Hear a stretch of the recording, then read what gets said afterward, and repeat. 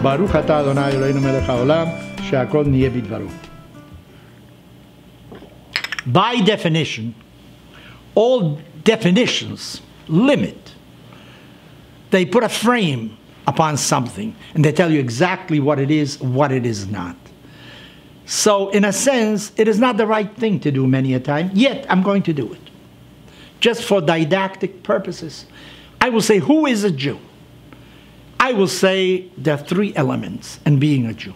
One is you have to be a descendant of the first couple, of Abraham and Sarah. If you are a direct descendant from them, you were born Jewish, you are Jewish. Number two, you have to live, study, understand what Jewish teachings are that are contained in the Torah, the first part of the Bible. When you delve into it, you become Jewish. In other words, it isn't sufficient to have been born a Jew. You also have to study the Torah. You have to live by the tenets of the Torah. I would say that the third ingredient that makes you a Jew is you have to feel that you belong. You belong to the Jewish people. Of course, if you are a descendant of Abraham, you belong to it. But you have to feel it. You have to feel that your future is identical to the future of the Jewish people.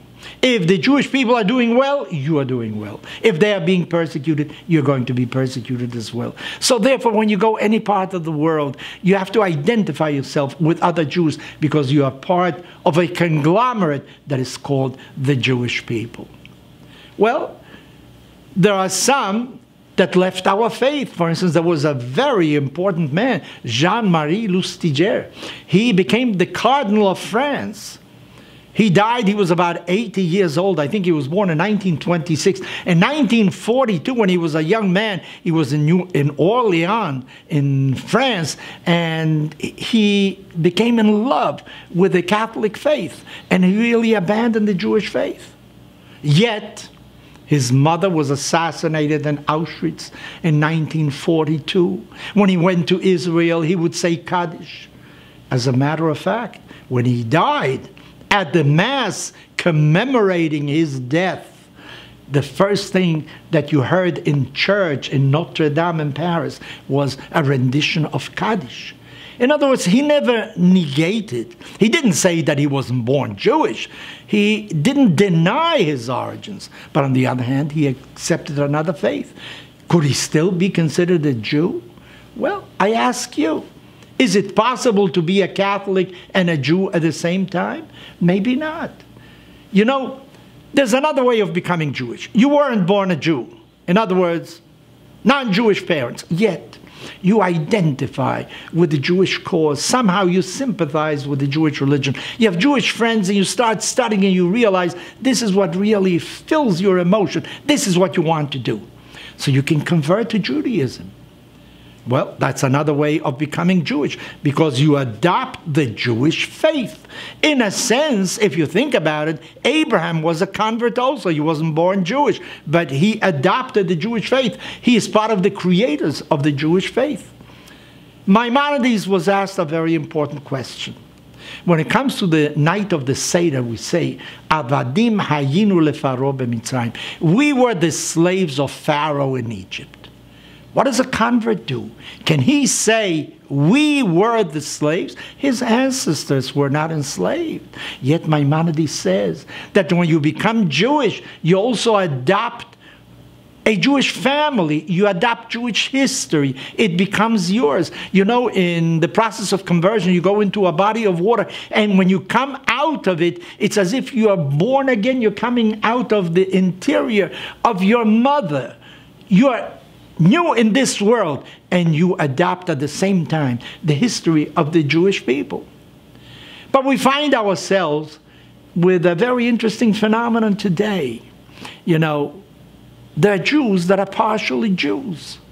They're not complete Jews. In a sense, he was born Jewish, but on the other hand, he does not feel that the destiny of the Jewish people is his destiny. How can you explain that young people in universities sympathize with a movement called BDS? Boycott, divest, sanction against the state of Israel. Boycott the state of Israel. If you have any investment, get out of it. have nothing to do with the state of Israel. To the contrary, vote for sanctions against Israel because you don't like the way they're treating their Palestinian inhabitants in the region. How can a Jew do that? There are many that have stopped practicing the Jewish faith. They have not adopted another faith, but they don't study Torah. They lack one of the three basic elements that I mentioned in the very beginning of what makes you Jewish. Are they really Jews?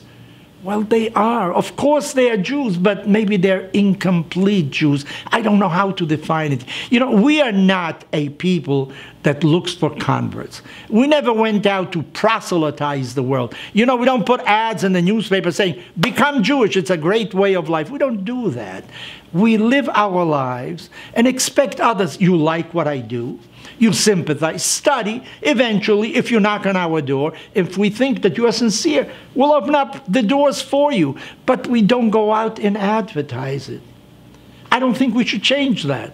But I do think we should change something else. I think we should try to convert those partial Jews in more complete Jews. I think our efforts should be directed in the Jewish community toward those who somehow are missing one of the elements of being Jewish. And I think that is a very important plan for the entire Jewish community.